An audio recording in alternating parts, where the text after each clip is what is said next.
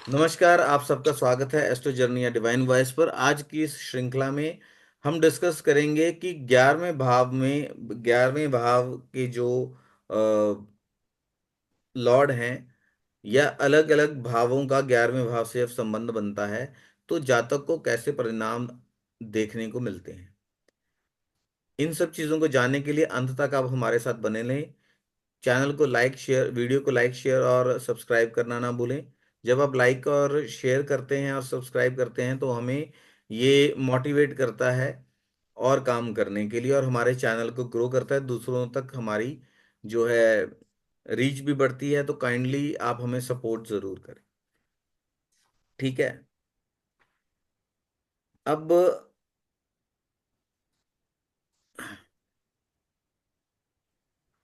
11th Lord जो है जब अलग अलग भावों में बैठता है, ठीक है, तो वो कैसे रिजल्ट देता है, ठीक है। एक चीज और है कि जब उसके ऊपर दूसरे ग्रहों का या दूसरे किसी भाव में बैठा है, किस राशि में बैठा है, जो दूसरे ग्रह बैठे हैं, उनकी सपोर्ट होने पे जो उसके रिजल्ट्स हैं वो उसमें चेंजेस आती हैं, ठीक है।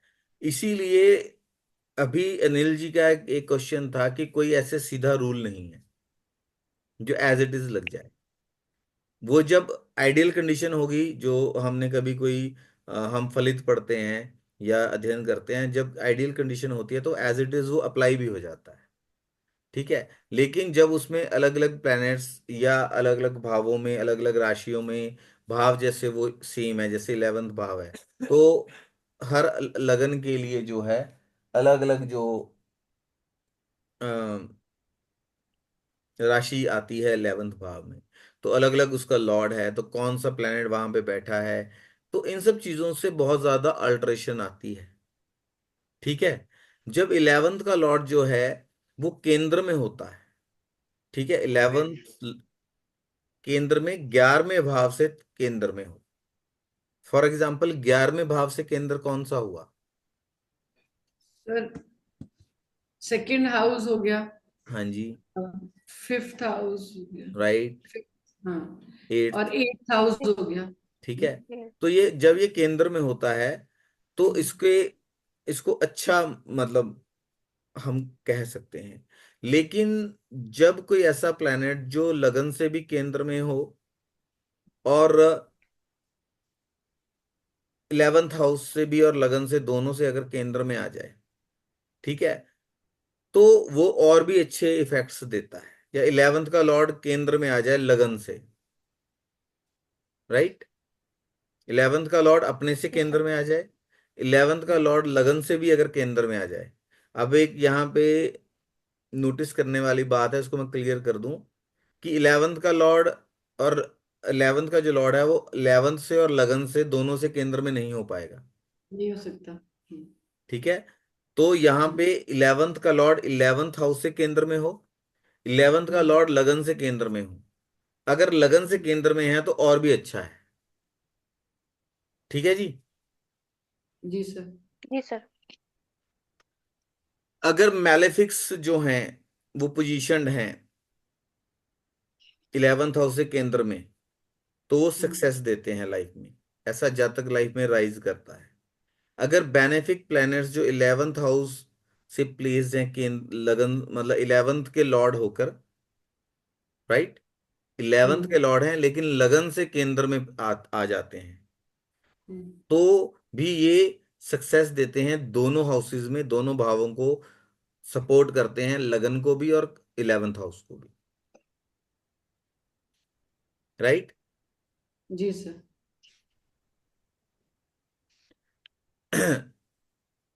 जो 11th लॉर्ड है, ठीक है, 11th लॉर्ड अगर लगन में आता है, अब ये पोजीशन थोड़ी सी डिफरेंट है। पहले हमने तीन पोजीशंस की बात की है कि हम्म, 11th का लॉर्ड अपने से केंद्र में जाए, 11th का लॉर्ड लगन से केंद्र में हो, और एक जो है कि बेनिफिक जो है वो 11th का लॉर्ड है लेकिन लगन से केंद्र में आ गया है, ठीक है। अब हम बात कर रहे हैं कि 11th का लॉर्ड अगर लगन में हो, तो लगन जो है राइट। वो 11 से थर्ड हाउस है। जी सर। तो थर्ड हाउस हम जानते हैं कि अगर हम कालपुरुष कुंडली के हिसाब से देखते हैं तो थर्ड जो भाव है, तीसरा भाव पराक्रम का भाव है। तो 11th का लॉर्ड अगर तीसरे भाव के अंदर है,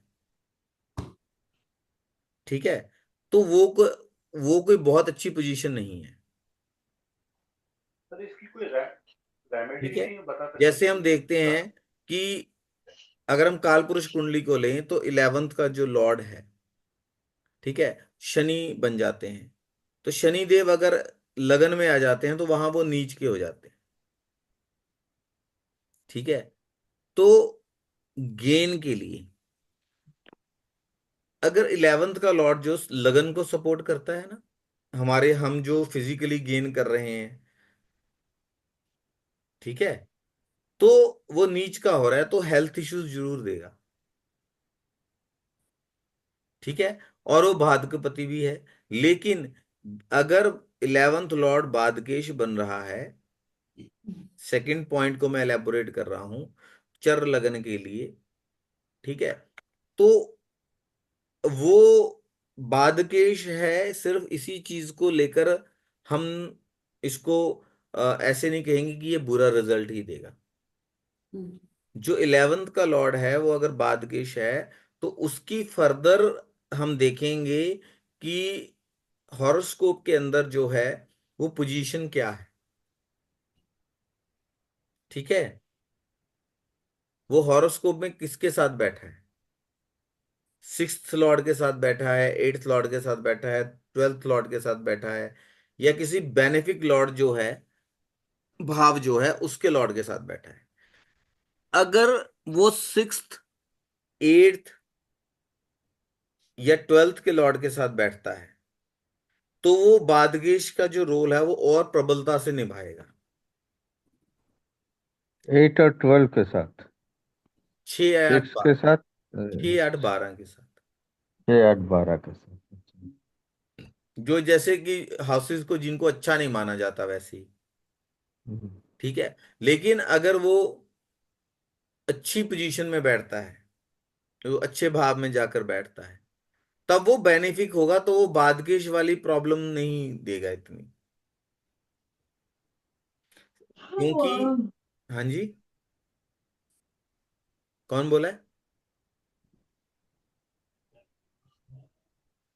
क्योंकि अगर आप देखें, आप अगर कालपुरुष कुंडली के हिसाब से ही जाएं, भले ही जो 11th लॉर्ड है लगन में जाके नीच का हो जाता है, ठीक है, लेकिन है तो 11th लॉर्ड है ना, हम्म। सपोर्ट लगन को भी सपोर्ट करता है, हमारे जो हर तरह के गेन्स हैं। That is the best house of fulfilment of desires.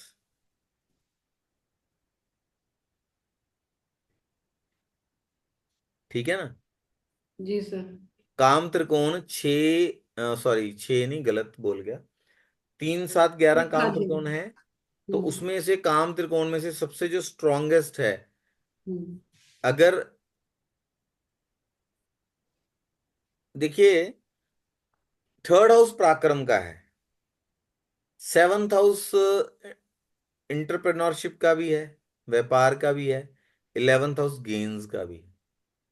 तो ये क्या इंडिकेट करता है? अगर, जैसे हमने बोला ना कि जो भी कोई त्रिकोण है वो सभी एक दूसरे को सपोर्ट करते हैं। हम्म। मतलब तीन सर अगर सात आपके। जो हैं, मेरा हम्म। क्वेश्चन जो है, मैं जो चाहता हूं हम्म। क्वेश्चन, मतलब कि 3 7 और जो 11 है, तो हम्म। 3 और 7 11 को कैसे सपोर्ट कर रहे हैं? सर अगर आप हिम्मत करते हो, मतलब आपके अंदर पराक्रम है, तो आपका फिर व्यापार कर रहे हो। व्यापार करने की वो आ जाती है आपके अंदर, बिकॉज उसमें रिस्क टेकिंग एबिलिटी चाहिए आपको बिजनेस करने के लिए। अच्छा। रिस्क लेके फिर जो और वो करेंगे वो बिजनेस गेन करने होगा। के मेहनत। लिए, बिजनेस करने के लिए सप्तम भाव का जो कारक तत्व है, हम्म, सॉरी, ऐसा हो गया। जो बिजनेस। सिग्निफिकेटर है, कारक है, वो शुक्र और बुध दोनों। जी। बुध क्या है? बुध थर्ड लॉर्ड ही है वैसे बुध तो। कॉमर्स, व्यापार कॉमर्स व्यापार। को सिग्निफिकेटर भी है ना। जी जी जी बिल्कुल। कमर्शियल एक्टिविटीज हम्म। जो हम व्यापार करते हैं। हाँ, शुक्र क्या ट्रेडिंग है? का। फाइनेंशियल एक्टिविटीज जो पैसा है, है। फाइनेंस। पराक्रम हमारी हिम्मत, हमारी मेहनत, हमारी रिस्क टेकिंग जो एबिलिटी आपने बोली, दैट इज थर्ड हाउस। जी सर। पराक्रम है ना, जी कितना बिल्कुल। जी सर। कितना रिस्क ले सकते हैं, कितना हम्म। हम सोचते हैं कि हाँ मतलब मैं ये कर लूंगा। वो पराक्रम को जब हम अकेला पराक्रम क्या करेगा? किसी के पास पराक्रम तो बहुत है, लेकिन ना तो व्यापार करने की बुद्धि है, ना व्यापार करने की एबिलिटी है, ना वो किसी व्यापारिक उससे जुड़ा हुआ है, ना ही उसके पास फाइनेंस है। हम्म। तो थोड़ा वो और डिफिकल्ट बना देगा ना चीजों को। हम्म। लेकिन जब उसके पास पराक्रम है, रिस्क टेकिंग एबिलिटी भी है, पराक्रम भी है, मेहनती भी है, ठीक है, और हम्म। कमर्शियल एक्टिविटीज से जुड़ा है, फाइनेंस भी है। हम बोलते हैं जी पैसा सर पैसे को खींचता है। बिल्कुल। तो ये है जो पैसा मतलब पैसे को। 11th हाउस थर्ड में रहेगा तब का ये इसका बोल रहे नहीं हैं? नहीं, हम बात कर रहे हैं हाँ, 3 7 जो हैं 11वें को कैसे सपोर्ट कर रहे हैं। अच्छा, 3 7। तो जैसे वो त्रिकोण बनाई क्यों? जैसे हाँ, देखिए, कौन सा? हाँ, 1 5 9 का ठीक त्रिकोण है। है ना, हाँ हाँ, धर्म ठीक है, त्रिकोण। समझ गए। तो हाँ, एक तीन पांच सा। नौ 9वें को सपोर्ट कर रहा है, 9 और 1 5वें को, ये तीनों एक दूसरे को सपोर्ट कर रहे हैं ना। जी हम्म। सर। क्योंकि इन तीनों में से आप एक भी हटा दो तो वो हम्म। बाकी चल नहीं पाएगा। क्यों? जी जी बिल्कुल सर। बिल्कुल। तो उस ये जब दोनों मिल रहे हैं, देन डिजायर फुलफिल हो रहा है, जी सर। राइट।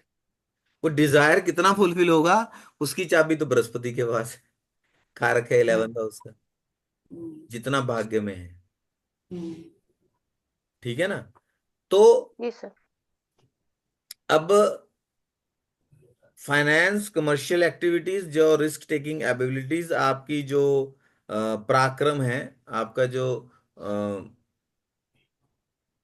ठीक है, वो चीज जो है वो कहाँ लेके जाती है? आपके डिजायर्स की फुलफिलमेंट के लिए। हम्म। राइट। जी सर। जी ये तो एक व्यापार को लेकर है। अगर किसी के फिजिकल डिजायर्स हैं तो भी आप देखिए, efforts hmm. And partner, efforts में वो भी आ जाता है ना सर कि आप दिमाग रिलेशंस। में क्या आइडिया रखते हैं। हाउ जैसे विल यू, आप अक्सर हाउ बोलती मच डू हैं, you need, what do you need. जैसे आपने पिछले उसमें बोला था कि बुद्ध जो है प्रेम जाल है। जी।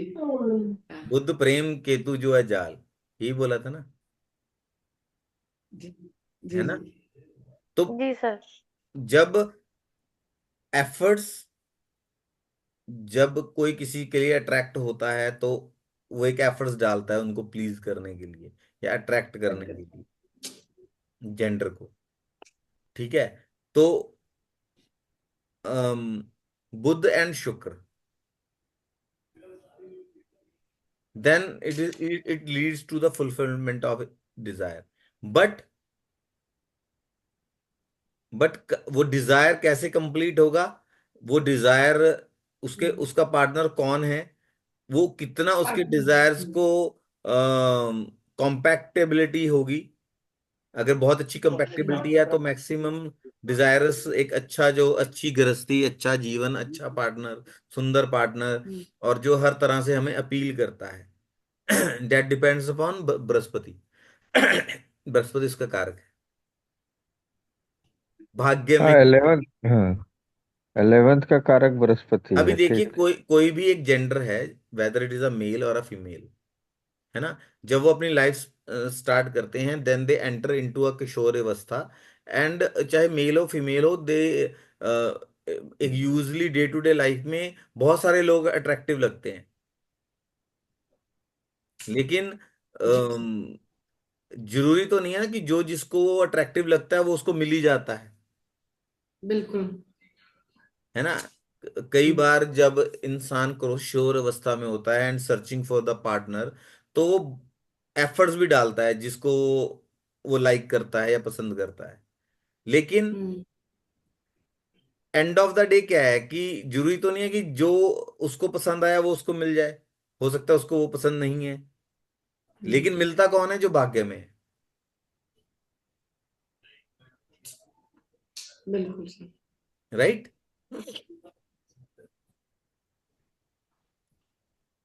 बृहस्पति कैसे बात करता वो भी बताओ ना कभी।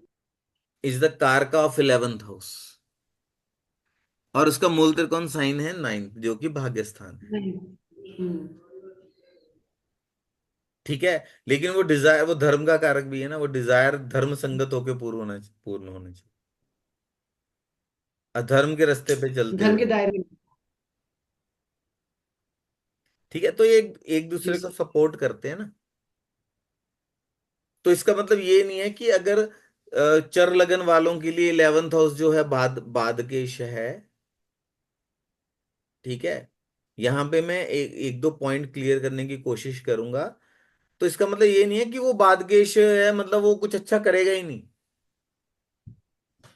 फर्दर वो डिपेंड करता है कि उसकी पोजीशन किसके साथ है। राइट। एक पॉइंट ये। सेकंड पॉइंट ये है, अब किस 11th लॉर्ड इज अ बादकेश, वो शनि के साथ है, राहु के साथ है, आवाज केतु कट के रही है। साथ है ना। तो अगर केतु उच्च का होता है 12th में, राहु उच्च का होता है 6th में। जी सर। ठीक है, मतलब या आप हम्म। लगा लीजिए यहाँ पे कंट्राडिक्शन भी है कि इन घरों में हम्म।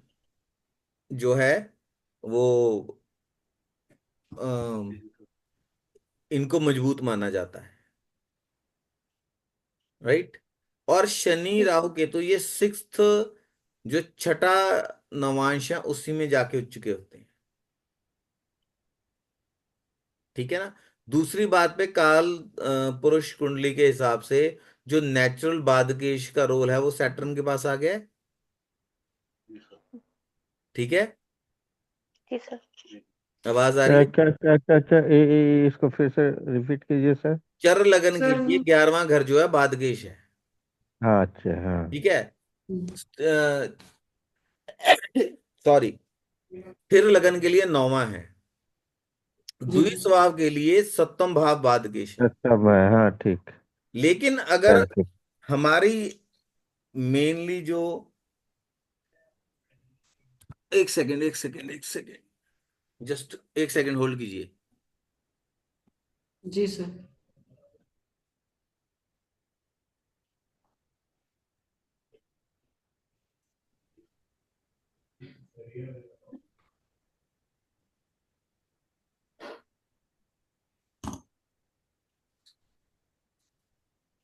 सर ये वो क्या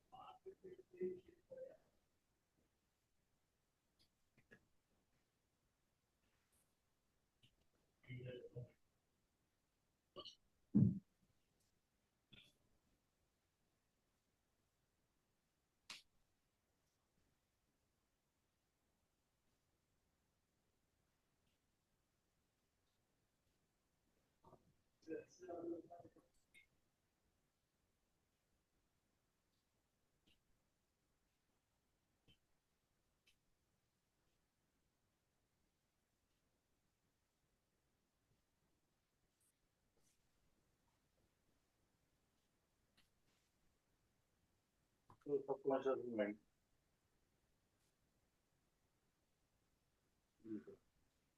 हाँ जी। हाँ, बोलिए। ठीक है। हम बादगेश की ज्यादा बादगेश बादगेश कर रहे थे, वो बाधा आ गई। ठीक है। एक्चुअली वो वाटर कैंपर पड़ा था, वो लीक हो गया एकदम से, मेरी निगाह पड़ गई इससे पहले कि वो बहुत ज्यादा लीक होगा, मैंने इसको बाहर किया।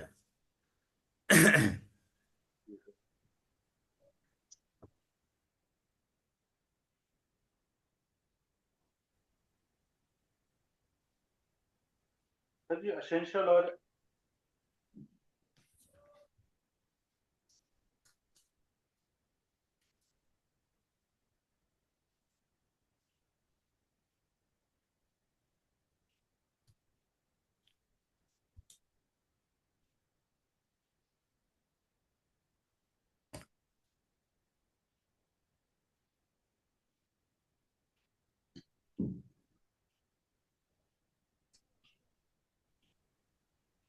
ठीक है।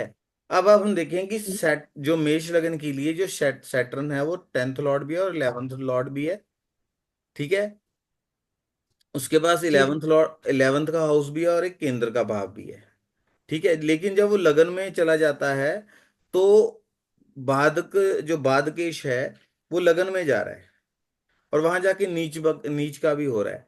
तो इसका मतलब क्या है कि वो 11th का लॉर्ड अगर लगन में जा रहा है और वहां जाके नीच का हो रहा है, तो मतलब क्या है कि वो अच्छे रिजल्ट्स नहीं देगा।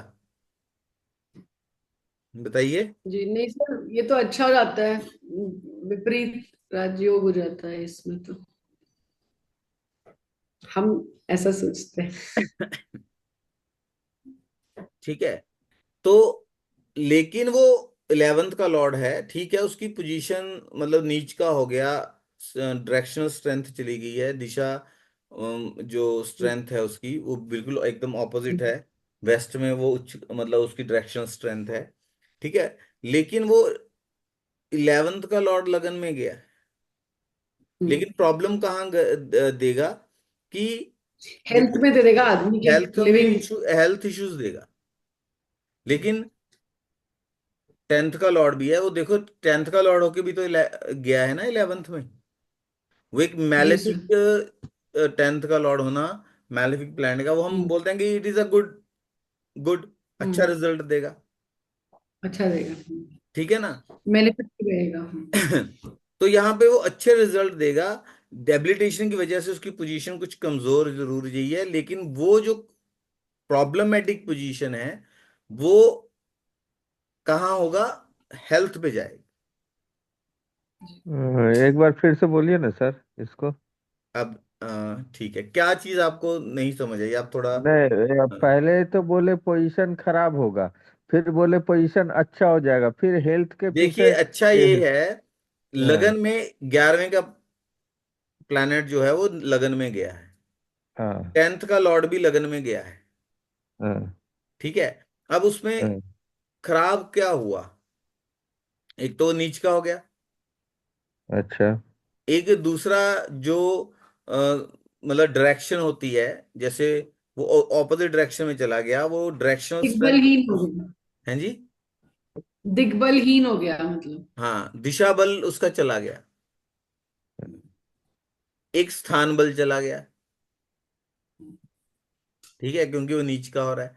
लेकिन वो 11वें का लॉर्ड है, 11वें एकादश पति है, वो लगन हाँ। में जा रहा है। 10वें का जो लॉर्ड है वो भी लगन में जा रहा है, तो वो अच्छे रिजल्ट्स देगा। बट खराब रिजल्ट कहाँ पे देगा, हेल्थ वाले डिपार्टमेंट।